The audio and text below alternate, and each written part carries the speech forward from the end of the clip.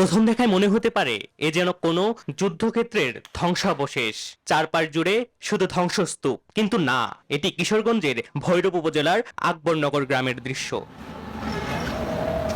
একটি বাজারের নামকরণ নিয়ে সংঘর্ষের ঘটনায় স্তব্ধ কিশোরগঞ্জের ভৈরব উপজেলা। দুজন নিহত হওয়ার পাশাপাশি প্রায় অর্ধ শতাধিক বাড়িঘর ভাঙচুর ও অগ্নিকাণ্ডের ঘটনা ঘটেছে।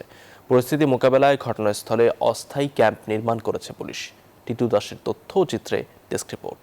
প্রথম দেখায় মনে হতে পারে এ যেন কোনো যুদ্ধক্ষেত্রের ধ্বংসাবশেষ।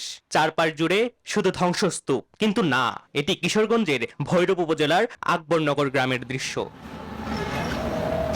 ঘটনার সূত্রপাত ভৈরব উপজেলার কালিকাপ্রসাদ ইউনিয়নের একটি বাজারের নামকরণ নিয়ে। কয়েক বছর ধরেই বাজারটির নামকরণ নিয়ে আকবরনগর ও মিরারচর গ্রামের মধ্যে বিরোধ চলছিল। এরই জেরে গত 27 জুলাই সকাল থেকে এই দুই গ্রামবাসী সংঘর্ষে জড়ায়। এতে মিরারচর গ্রামের দুইজন নিহত হন। পরদিন দুপুরে মিরারচর গ্রামের বিক্ষুব্ধ জনতা আকবরনগর গ্রামের অর্ধশতাধিক ঘরে হামলা, অগ্নিসংযোগ ও লুটপাট চালায়। সংঘর্ষের জেরে 5 দিন ধরে বন্ধ বাজারটি। এতে বিপাকে পড়েছেন ব্যবসায়ী ও ক্রেতারা। একদলে বলতেছে এই বাজারটা মিরাজপুর বলার লাগিয়া, আকটুকে বলতেছে না বাজার মিরা এই আকবরনগর বাস স্ট্যান্ড থাকবে, bus stand Akbarnagar bus stand বলবো।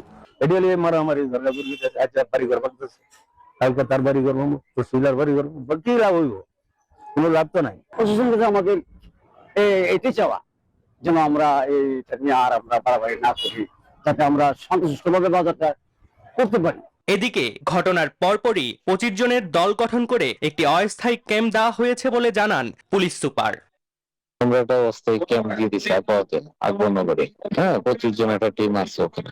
মামলা 2 জন তো মারা গেছে, তো একজনে এফআইআর দিচ্ছে, বাট মামলা এখনো ওরা হয়নি, হবে আজকে আশা করি। 2023 সালের জুলাইয়ে সহজ সড়ক নিরাপত্তা বিষয়ক একটি সাইনবোর্ড বসায়। সেখানে শুধু আকবরনগর বাজার লেখা থাকায় আপত্তি তোলেন মিরারচরের লোকজন। তখনও বেশ কয়েকদিন ধরে দফায় দফায় সংঘর্ষে শতাধিক মানুষ আহত হন। Desk report, news 24।